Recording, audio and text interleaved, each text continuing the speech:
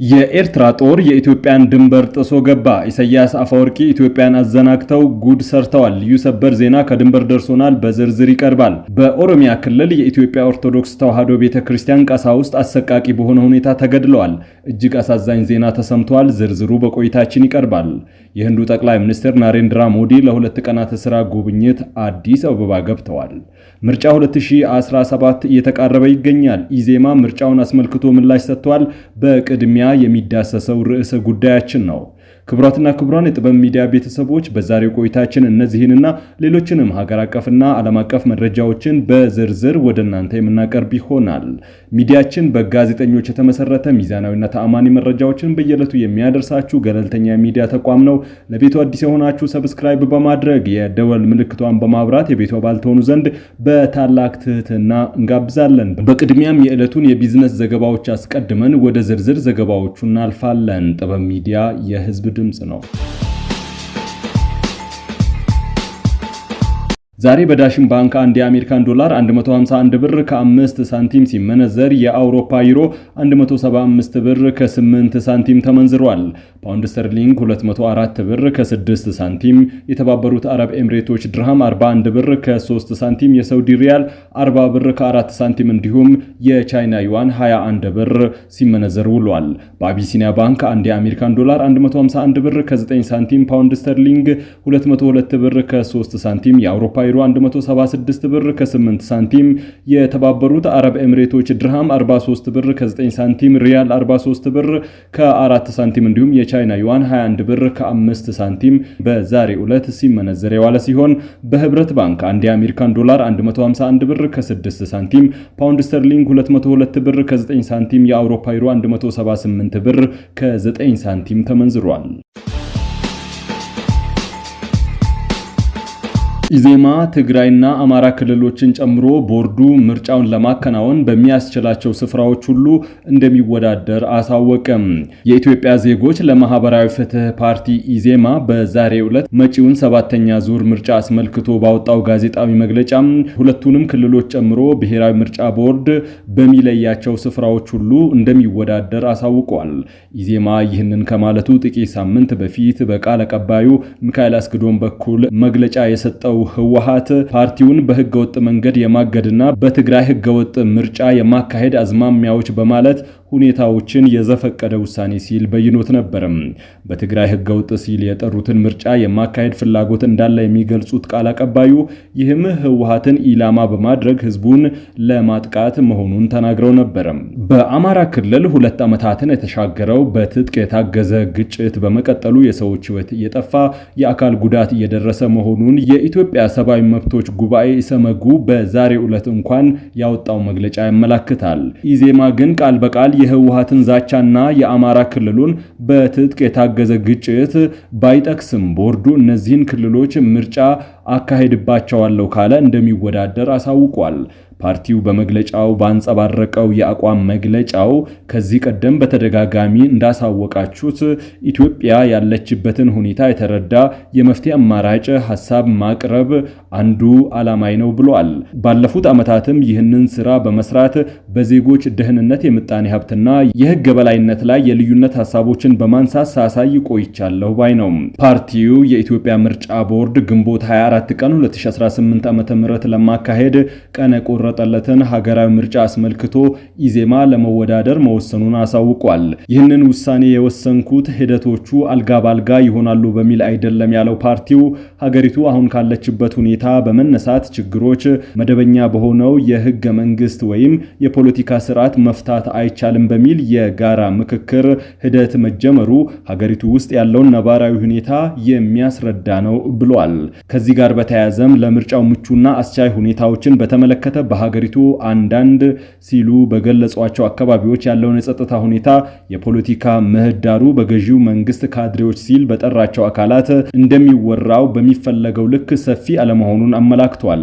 ፓርቲው በህዝብ ግንኙነት መምሪያ ኃላፊው ዩኤል ሰለሞን በኩል በንባብ ከቀረበው የጽሑፍ መግለጫው በኋላ በርከት ያሉ ጥያቄዎች ከጋዜጠኞች አስተናግዶ ምላሽና ማብራሪያ ሰጥቷል። ከጥያቄዎቹ መካከል የይስሙላ ምርጫ መካሄድ የለበትም ትላላችሁ፣ ነገር ግን የተጣበበ ጊዜ እንዳለ ካነሳችሁ በዚህ አጭር ጊዜ ውስጥ የይስሙላ ምርጫ ላለማካሄድ ምን አማራጭ አለ የሚል ሲሆን ለዚህም የፓርቲው ስራ አስፈጻሚ ኮሚቴ አባል ኢዮብ መስፍን በሰጡት ምላሽ ፓርቲው በድንገት የገባበት ምንም አይነት ስራ እንደሌለ ጠቅሰው የስድስተኛው ሀገራዊ ምርጫ ከተጠናቀቀበት ጊዜ አንስቶ ዝግጅት ሲያደርግ መቆየቱን ገልጸው ኢዜማ የሚሳተፈው የይስሙላ አይደለም ሲሉ ተናግረዋል።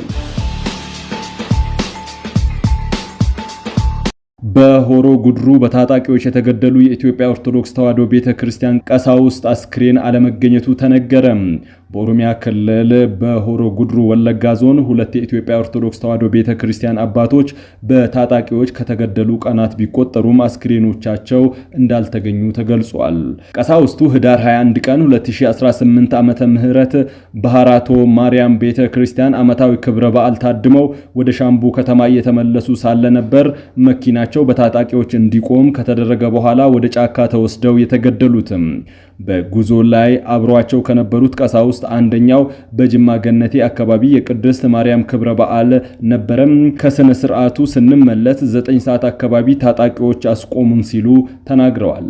እኚህ የአይን እማኝ በመኪናው ተሳፍረው የነበሩት 20 ሰዎች እንደሆኑ ገልጸው ከ20ዎቹ መካከል 10ሩን አውርደው ወደ ጫካ እንደወሰዷቸውና የተቀሩት በበቆሎ ማሳ ውስጥ በመበታተን በመሮጥ እንዳመለጡ ተናግረዋል።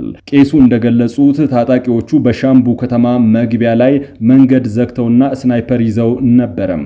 ወደ ጫካ አካባቢ ከተወሰዱት ቀሳውስት መካከል የሆሮ ጉድሩ ወለጋ ሀገረ ስብከት ስራ አስኪያጅ ሕፃናትና መዘምራን እንደሚገኙበት ተናግረዋል።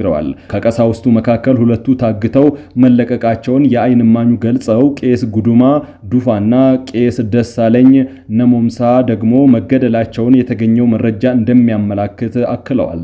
ሌላው በሆሮ ጉድሩ ወለጋ የሚያገለግሉና ለደህንነታቸው በመስጋት ስማቸው እንዳይጠቀስ የጠየቁ ቀሲስ ግድያው የታቀደ እንደነበረም ተናግረዋል። ከታገቱ በኋላ እንዲለቀቁ ለመጠየቅ ቤተሰቦቻቸው ስልክ ደውለዋል። እንደማይለቋቸውና አስክሬናቸውንም እንደማይሰጡ ታጣቂዎቹ ገልጸዋል ብለዋል። የህንዱ ጠቅላይ ሚኒስትር ናሬንድራ ሞዲ ለሁለት ቀናት የሥራ ጉብኝት አዲስ አበባ ገቡ። የህንድ ጠቅላይ ሚኒስትር ናሬንድራ ሞዲ ታሪካዊ የተባለውን የሁለት ቀናት የሥራ ጉብኝት በኢትዮጵያ ለማከናወን አዲስ አበባ ገብተዋል። ናሬንድራ ሞዲ ቦሌ ዓለም አቀፍ አየር ማረፊያ ሲደርሱ ጠቅላይ ሚኒስትር አብይ አህመድ፣ የውጭ ጉዳይ ሚኒስትር ጌዲዮን ጢሞቴዎስና ሌሎች ሚኒስትሮች አቀባበል አድርገውላቸዋል። ጠቅላይ ሚኒስትር ናሬንድራ በቆይታቸው ከጠቅላይ ሚኒስትር አብይ አህመድ በኢንቨስትመንት በሳይበር ደህንነት ጉዳዮች ላይ እንደሚወያዩ ነው የተገለጸው።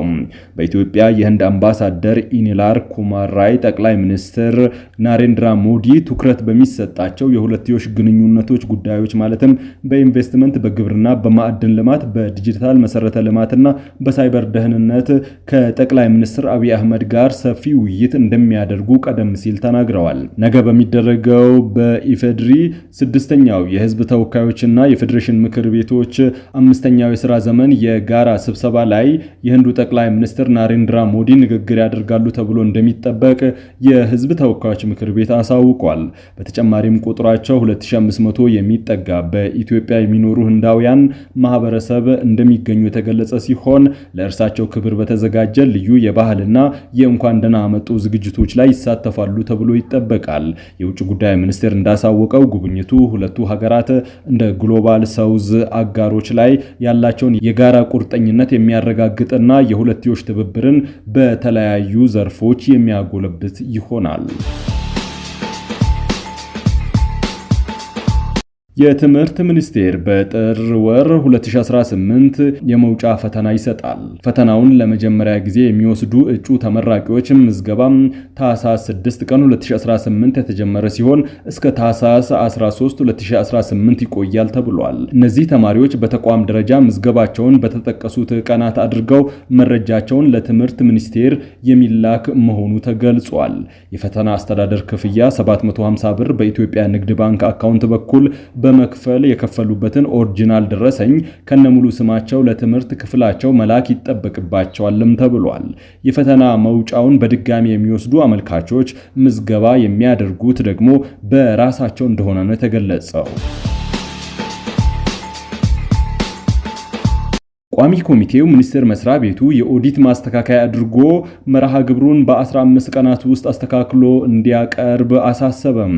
የስራና ክህሎት ሚኒስቴር በፌዴራል ዋና ኦዲተር የተሰጠውን የክዋኔ ኦዲት ማስተካከያ የድርጊት መርሃ ግብር በ15 ቀናት ውስጥ አስተካክሎ እንዲልክ ቋሚ ኮሚቴው አሳስቧል።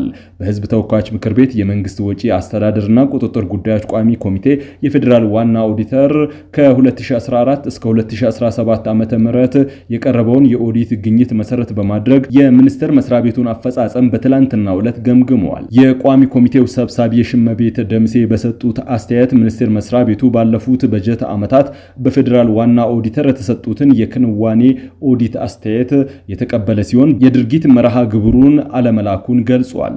ሰብሳቢዋ ሚኒስቴር መስሪያ ቤቱ በሚቀጥሉት 15 ቀናት ውስጥ አስተካክሎ እንዲልክ አሳስበዋል።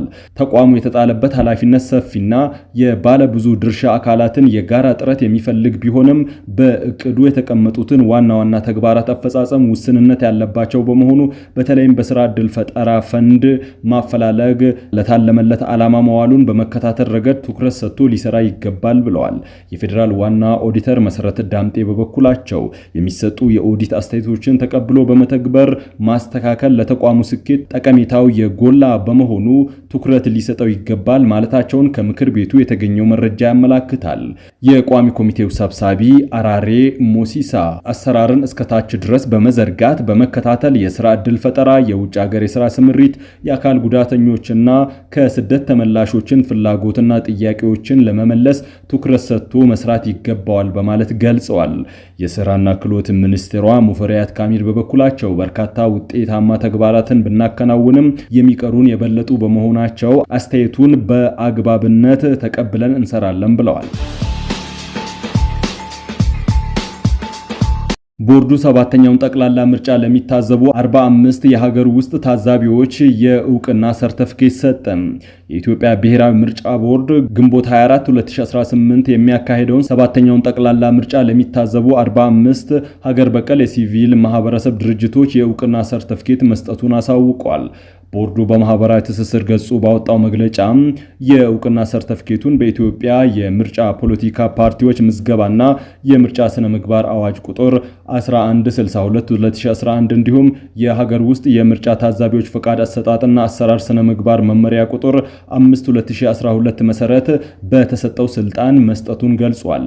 በዚህም የቦርዱን መስፈርት አሟልተው የተመረጡ 45 ሀገር በቀል የሲቪል ማህበረሰብ ድርጅቶች መጪውን ሰባተኛ ጠቅላላ ምርጫ የመታዘብ ኃላፊነት ተሰጥቷቸዋል።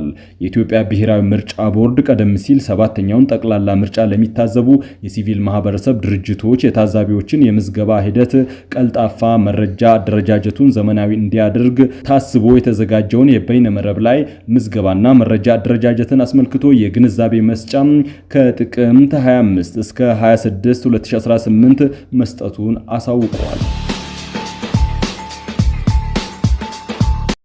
የኤርትራ ጦር ወደ ኢትዮጵያ ድንበር ጥሶ በመግባት ተጨማሪ ቦታዎችን መቆጣጠሩ ተገለጸ። የኤርትራ ሰራዊት በሰሜን ኢትዮጵያ ተቆጣጥሮት ከነበረው አካባቢ ተጨማሪ ይዞታዎችን ማስፋቱ ነው የተገለጸው። የኤርትራ ሰራዊት ከዚህ በፊት በቁጥጥር ስር አውሏቸው ከነበሩት የኢሮብ፣ ጉልማካዳ፣ አዲካላና ዛላምበሳ ከመሳሰሉ ከኢትዮጵያ ሉዓላዊ መሬቶች መነሻ በማድረግ ወደ ውስጥ ጥልቀት ያለው የመሬት ማስፋት ስራ መስራቱን ከድንበር አካባቢ የወጡ መረጃዎች አመላክተዋል።